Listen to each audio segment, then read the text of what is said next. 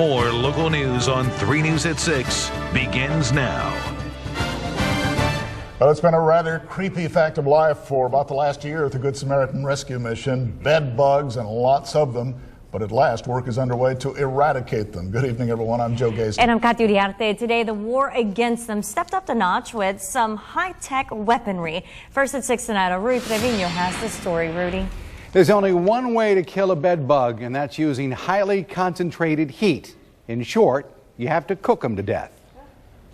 Everything in there is going to be dead. Fortunately, any roaches, ants, spiders, this kind of heat is going to wipe them out as well. That's Steve Durham, owner of EnviroCon Pest Control out of Houston. They've set up a giant generator in the mission's courtyard that's powering up massive heaters inside the facility. The machine's capable of baking each room up to 135 degrees. Durham says this is one of the toughest jobs he's ever undertaken. A massive project for a massive problem. I've seen worse infestations, but not such widespread infestation as we do here. What makes it so? Well, the construction of the facility, there are a number of people here, hundreds of people here, and all of their belongings, all of it has to be treated. So the scope and complexity of this job is probably one of the biggest we've ever undertaken.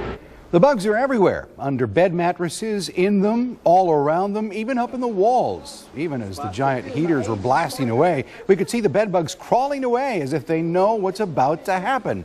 And that's no coincidence. I know more about bed bugs than I ever wanted to know. They are problem solvers. You move the bed away from the wall, and the little devils come up the wall, come across the ceiling, and paratroop down. They're like ants. I mean, they've really got a plan. Indeed they do. And now, during this time of extermination, during this period, the shelter has made room for those staying there. It's taken a bit of creativity, but no one's being turned away.